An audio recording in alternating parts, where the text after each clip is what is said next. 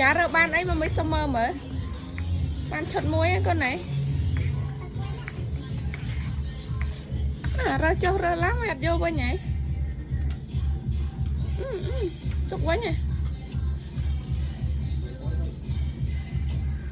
mà nhảy ra mùi ná mới trong ăn một ấy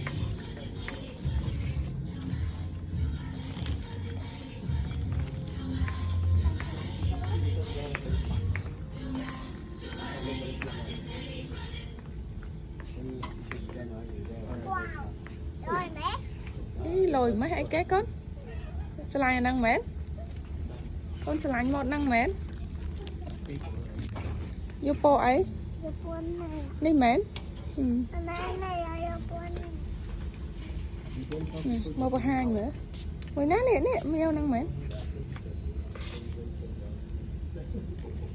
rồi tràn thế nữa giờ năng mến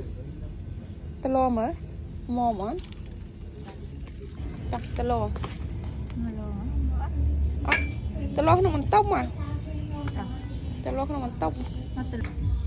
trời này tóc bắt chân lo ao ạ giá lo mở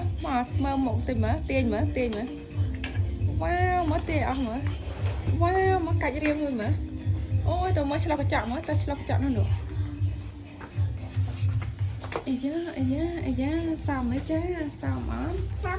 sáu này vô ăn nè vô ta kịch lời đó tranh sách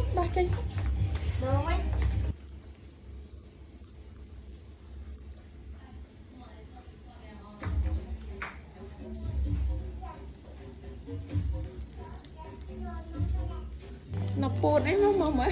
này